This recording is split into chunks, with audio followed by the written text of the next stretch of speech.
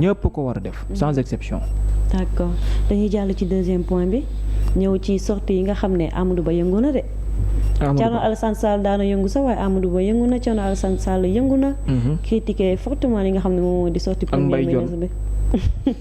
ba ci mbay waaw mais ci buddu Amadou Ba ni nga ko waxee tigi dafa xëy ak suñu naataango yu Vox Populi Amadou Ba ak waa nouvelle responsabilité parce que ci fàttali moo nekk parti politique am bi nga xam ne moom la lancé ginnaaw bu mu détaché woo ak le président de la République ci biir APR wala coalition Benno Bokk Yaakaar nouvelle responsabilité ñoom ñooy wàcc si waat encore au nom de leur président mu di Amadou Ba ñoom tey ji dañu ne nguur gi nga xamante ni moo fi nekk lu jëm seen wàllum kàddu yi nga xam ne ñu ngi ko yëkkati nee na dafa bari lool te ñoom li ñu am comme càkkute fa la ñu am ko comme gis-gis mooy que ne doy na fu mu toll nii gaa ñi noppi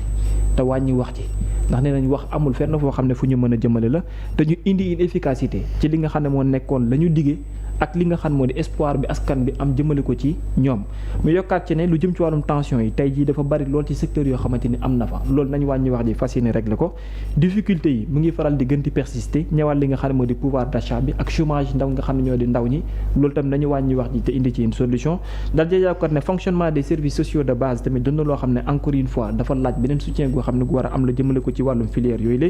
toftal ci tamit ne li nga xam moo di mouvement de santé yi ak lu jëm ci wàllum mouvement sociaux dans la santé également aussi ne nañ foofu tamit lu ci bari lool coow li mu nga fa di baax loolu tam nañ ci indi solution justice tamit kenn demul ñu des ñoom tamit ay nit ñu nga nekk ci wàllu banque yoxo di paralyser tam fonctionnement li nga xam moo di administration bu Sénégal leen loo xam ne aussi bokk na ci mooy nee nañ encore une fois ñu ngi réitérer appel bi nga xam ne defoon nañ ko le président de la République bi seen président demee ci dialogue politique bi mooy ñu woote benn dialogue économique ndax jàpp nañ ne compte tenu de la situation ak enjeu économique yi nga xam ne taxaw na laaj na au moins ñu dajale les acteurs pour waxtaan ci yan yoon la ñu war a mën a àbb pour koomu Sénégal jël beneen ëllëg. maanaam daal foo laal day métti. faaw gaañu wàññi te wàññi méttil boobu.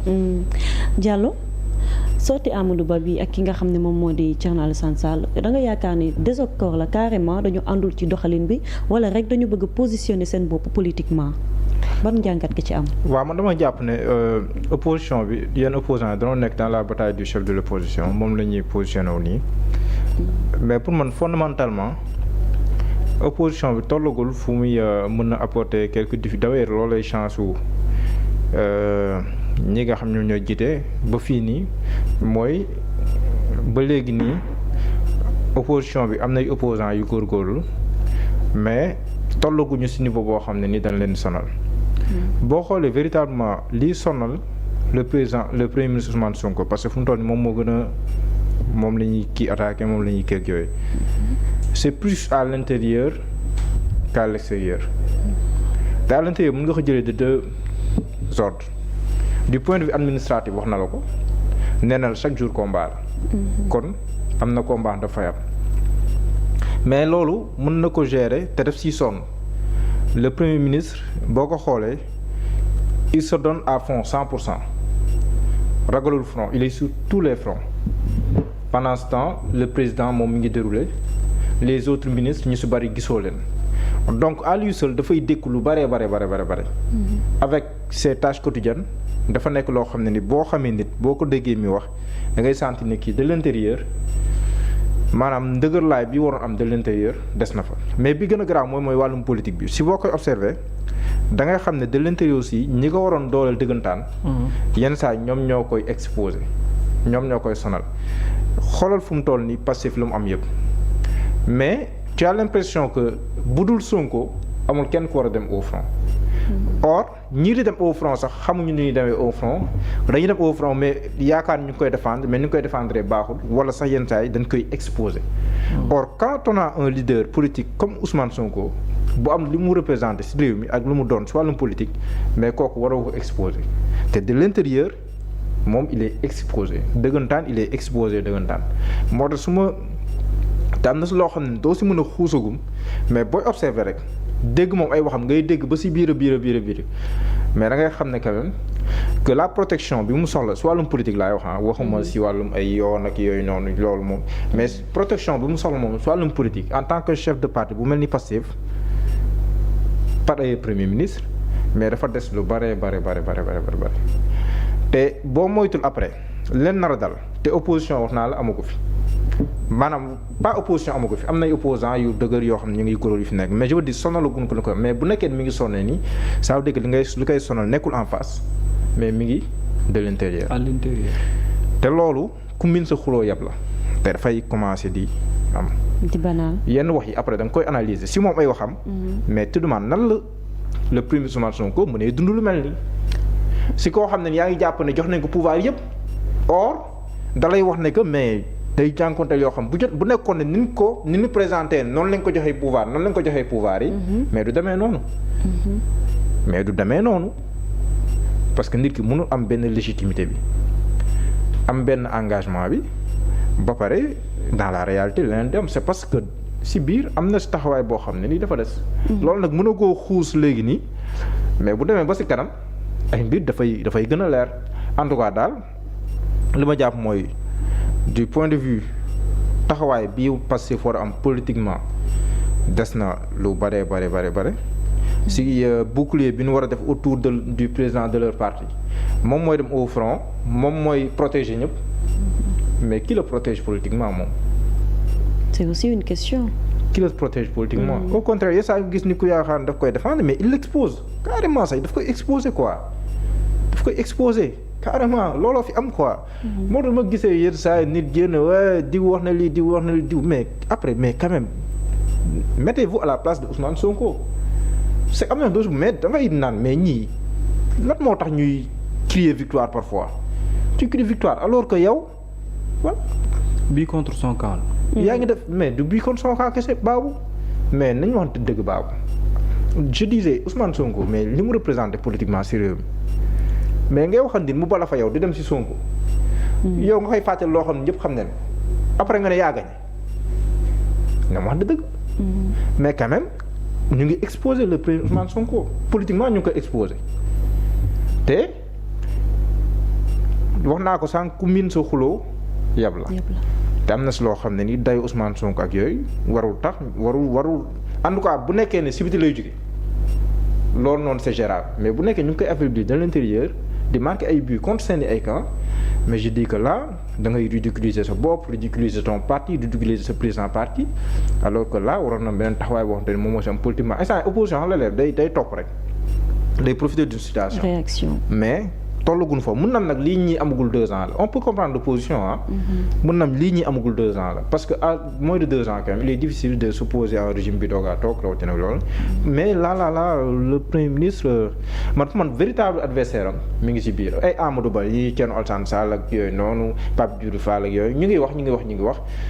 mais wax dëgg yàlla seen wax terewul le premier ministre gouverner li tere le premier ministre gouverner ni mu bëgg a gouverner loolu mi ngi ci biir pendant ce temps que fait le président de la République.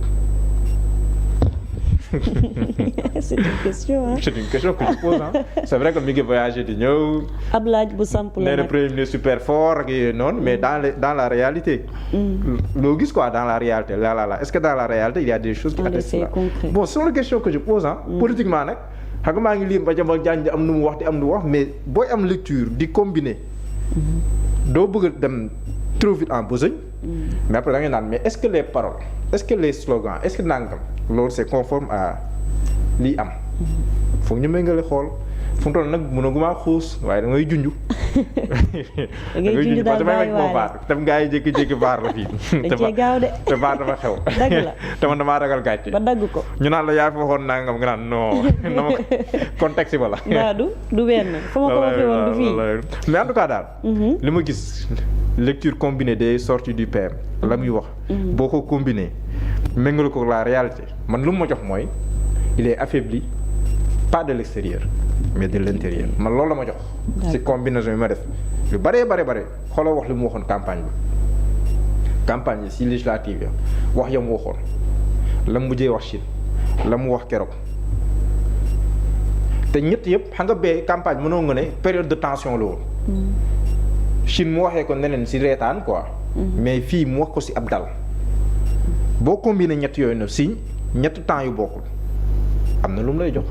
léegi nag ndax c'est périodique ndax day sax ndax mën situation mën na changer ak yooyu noonu yëpp après on verra. Babacar. waaw mu mel nii rek premier ministre sortie bi mu defoon daal di ci wax ci wàllum justice dafa mel ni mbir yi da koy topp ndax fu ñu génnee di wax rek ñu rappelé ko décision de justice yi nga xam ne jotoon na am ci tegu ci ndoddam. xam nga tey problème bi njëkk te ñu war koo wax dans l'opposition personne ne veut se faire oublier. kenn ku nekk ci ñoom tey souhait gi mu am mooy quoi qu'il en soit ak actualité fu mu mën a nekkee nañuy tudd sama tur wala ñu tudd sama turu parti politique. ce qui fait que lu bëree bëri presque boo koy xool bu baax di nga gis ne bu dara amee il faut réaction yi bëri loolu te wuutee. mais dafa am ñoo xam ne sont mal placés pour parler parce que remplir ñu seen mission wala seen rôle bi nga xam ne moom la askan bi di xaar ñoom balaa dara. Ah bon? La nouvelle responsabilité n'a pas droit à la parole aujourd'hui dans l'espace public en toute sincérité. Comment? Oui, tu ne peux pas dire que ne da ngay demander ay kàddu pour ñu jox la ko pour nga dem assemblée nationale nangoo faa teew waxoo fa ba pare bëgg lu xew nga wax ci bu dee da ngaa bëgg a wax am nga foo ko mën a waxee ndax pencum ndaw mu fa la waxukaay bu gën a fubili nekk lu am on est d'accord ou non? defoo rôle boobu ba pare bëgg a wàccaat ci mbedd mi heure bu ñuy wax nga ne na nga ci wax vous êtes mal placé pour parler de quoi que ce soit. Si vous voulez parler l'Assemblée nationale mu nga ne la ibbi nañ leen ay buntu askan bi def nañ seen choix porter leen à travers des listes ne leen dem leen ngeen wax vous ne pouvez pas être un président de parti politique jiite campagne dem battre ko askan bi ne la waaw d'accord nañ jël seen i xob jox la joxuñu la benn député joxuñu la ñaari député nga bëgg a wàccaat ci mbedd mi ne dafa am loo fi wax si tu as des propositions demal primature di présent mënuloo nekk absentéiste weer bu dee nga fayee ko ba pare ne da ñuy jox ay leçons de morale c'est impossible mënul nekk. dafa am loo xamante ni bu teewee faaw nit ñi di waxante li nga xam moo nekk réalité avant ñu jàll ci leneen yow noo mën a dagaane baatu askan bi ñu jox la mandat de député yow nga nekk absentéiste boole ci di fayeeku fa nga war a waxee woo fa ne na nga sulli feneen wax mënta ne demal répondre assemblée nationale présent ba noppi doo ko mën a ibbi beneen front pour ñuy waxtaanee yow si vous voulez qu'on discute avec vous wala ñu déglu la parce que foofu moo gën a nekk loo xam lu fiable la te mooy canal bi gën a nekk loo xam lu am la beneen bi ci tegu. Il y a des problèmes, oui, à l'intérieur du pays. Tout ce qu'ils ont souligné, je suis d'accord qu'il y a des problèmes à l'intérieur du pays. Mais en tant que député, qu'est-ce que tu poses comme acte? Est-ce qu'il a fait des questions écrites? Est-ce qu'il a cherché à rencontrer... Non, est-ce qu'il a cherché à rencontrer exactement ñi nga xam ne secteur santé lañ ne am problème? Les acteurs concernés. Est-ce qu'il a cherché à rencontrer exactement ñi nga xam ne nii ay greffiers lañ nekk ci justice? Est-ce qu'il a cherché à rencontrer des jeunes yoo xam ne dañoo nekk dans le chômage? Est-ce qu'il a cherché à rencontrer dañoo xam ne ay techniques wala ay économistes lañ pour waxtaan ak ñoom becc ay solutions dans le cadre économique? Et vous voulez parler, vous allez parler de quoi et avec qui? Alors que am ngeen un lieu bien précis, am mandat de député, defu leen ko bëgg sulliwaat beneen front on n'en a pas besoin. beneen bi nga xam ne am na ci solo mooy c'est à l'intérieur du gouvernement aujourd'hui il y a beaucoup de problèmes yoo xam ne pour man dafa am lu mu laaj man dama toog fii d'accord Cheikh Ousmane Touré ci li mu wax mënuloo am mandat nekk un président de la République nga nekk un premier ministre yéen ñaar ngeen nekk à l'intérieur tous les problèmes yi am dans l'administration ou bien au sein du gouvernement ñaar moo koy defar quand on parle dans le cadre de ces personnes décret wala lan projet wala proposition de loi ñan ñoo ko am tey ci nguur geeg ni muy doxee Ousmane Sonko la Bassirou Diomaye Diakhar Faye tous ces deux yi ma wax ni yëpp ñu ngi ko am tey toog primature bu ñu fa def bu leen neexoon tey def une proposition de loi benn ci député yi su fekkente ni lu gën la ci ñoom dañ koy voter parce qu'ils ont 130 députés à l'Assemblée nationale. bu dee ne réforme boobu noonu la muy laaj mooy ab projet de loi président de la République il suffit mu def ko dugal ko Assemblée nationale 130 députés lañ fa am dañ koy voter. beneen bi ci tegu bu dee ay benn la ci ay nit lu mu gàtt ay décret moo ko war a mën a changer il suffit de faire benn décret mu changer wu. où est le problème est-ce que ñoom tam ko am nañ volonté wala soit le contraire am mooy le premier ministre nous prépare quelque chose et chaque jour que jëfee dañuy defal benn description pour ëllëg ci biir décision bi muy jëli ji li ko mën a attester mooy aujourd'hui ces explications. ñaar yi moo ci mën a am. am na beneen. donc ay junj lay doon daal wala premier ministre ak président li premier ministre bëgg président nekku di ko stop tout le temps. loolu tamit c'est une possibilité. parce que yàgg nañ ñi xamal que ni ne ñoom ñaar bokkuñu bëgg léeg-léeg ñu am ay divergences sur certaines choses. mais beneen bi ma la wax nii mënuloo am les moyens pour changer yenn yi ba pare continuer di ko joytu c'est contradictoire beneen bi ci nekkaat aussi mooy que ne quelle que soit décision boo bëgg a jëli ji ëllëg bu la neexee mën nga làqa ne ëllëg maa ngi jëli ji telle décision mais je vous annonce d'abord ci li ngeen xamul ne nangam ak nangam mu ngi xew. ay junj. pour mu attester ne ëllëg telle décision su wàccee lii moo taxoon ni jël une telle décision. beneen bi ma ci gën a gëm si tous les trois yi nga xamante ne taxaw na. yi ma la limal nii yi ma ci gëm yëpp yi ma ci gën a gëm mooy que ne y a beaucoup de choses yu ñu fas yéene def. moo waral du jour au lendemain ngay dégg chaque jour ñu la expliquer que ne nangam ak nangam xew na mais am na loo xamante ni moom waratuñu faa yegg muy ci administration muy ci feneen ak ci feneen lu ñuy wax naa la lii dëgër na bopp naqari na def ak quel que soit temps bu mu mënti jël tey nañu teg les mécanismes qu'il faut nu mu gën a gaawee ñu avancer ci li ñuy wax nii tey ci wàllum justice bi ñenn ci askan bi di ko xaar Daouda Mine li mu la wax ba kan mënu koo dindi ci assise de la justice président de la république moo ñu jox une promesse bu leer naññi ne lépp loo xam ne lu laaj lu jëm ci wàllum xaalis la nee na moom ci jëm boppam bu fekkente ni amagu ko wala mënugu ko dafay doon loo xamante daal ko lu ñuy teg la mais loo xamante ni lu ñu war a mën a jël la te laajul xaalis dañ koy def si saasa te def ci saasa boobu da cee bokk ay réformes en termes de procédure ak yenn yi fi am rawatina wàllum politique pénale ak yooyu noonu pour ñu changer ko juge des libertés entre autres am na yoo xam ne proposition de laaj wala projet de loi pour ñu yóbbu ko assemblée nationale voté wuñ ko lan moo tax ba ndëgg ñu defuñu ko loolu beneen laaj la boo xam ne da nga koy samp mais pour man lu ci baree bari loo xam ne lu sooxe la tey jii am nañ possibilité pour changer ko donc nañu jéemoon dox ci avancer na la ñuy def ba trouver une solution moo gën a gaaw mais bu dee les politiques là moom am na ñoo xam ne ont droit à la parole am ñoo xamante ni noppi moo leen war. Diallo mu mel ni Amadou Ba nekkoon na ki nga xam ne moom moo di Ilmani jëwriñ temps yi fi Macky Sall nekkee. Thierno Alassane Sall tamit am li nga xam ne moom moo di expérience ci lu jëm ci gouvernement. war a mën a xam gouvernement nan lay tëree ak. maanaam procédure yi nan lay demee ak ban temps la war a jël ngir mën a régler certaines situations sorteem lan ban impact la gën a mën a am.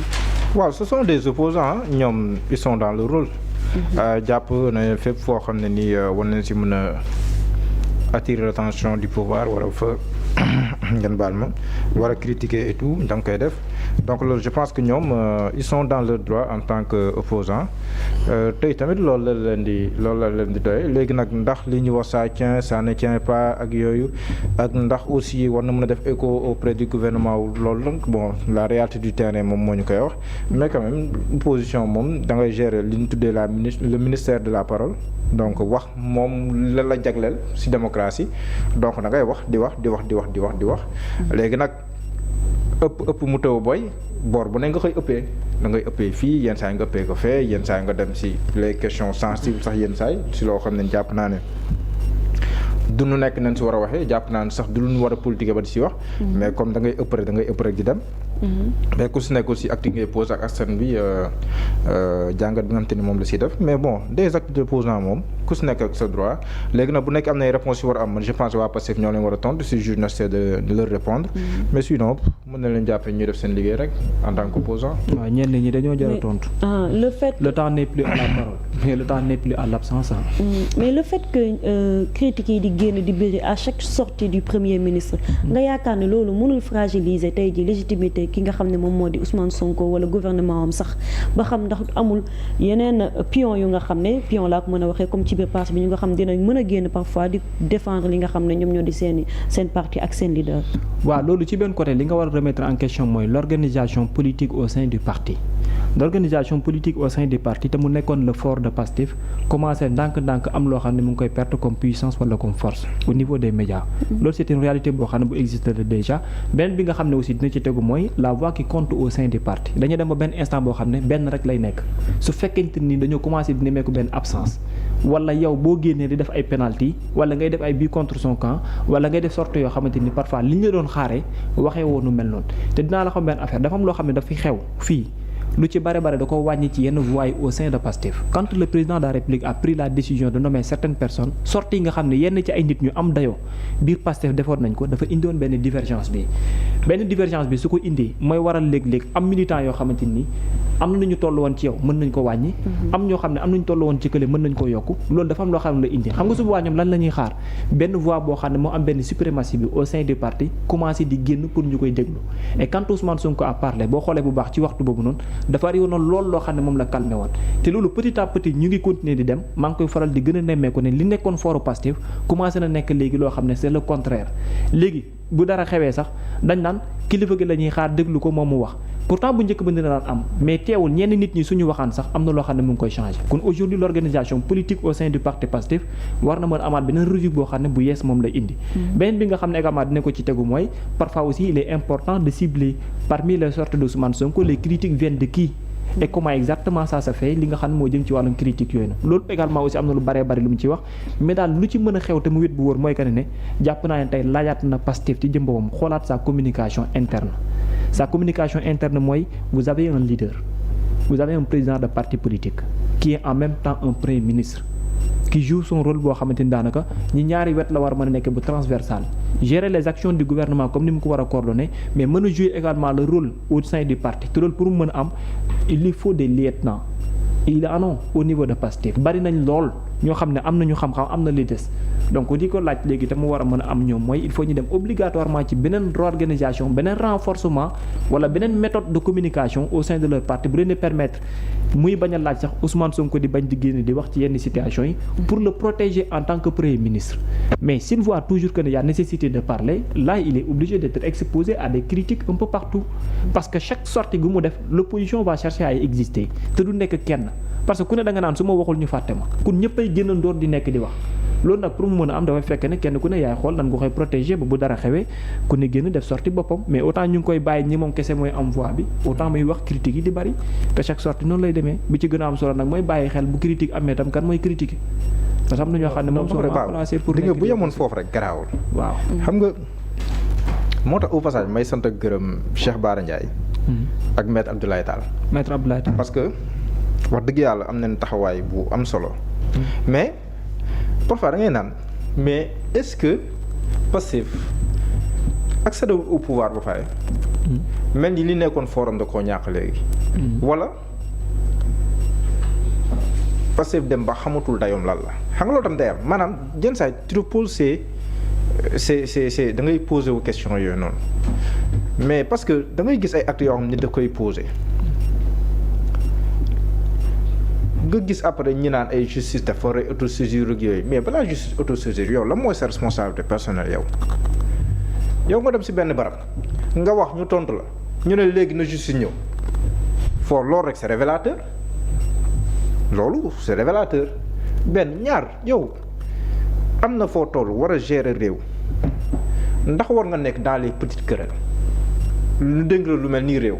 mais mën naa ko nga nekk dans l'opposition là tu es dans les petites et dans les grandes querelles mais nga war a gérer ab réew dem ba nu dénk la réew jox la assemblée lépp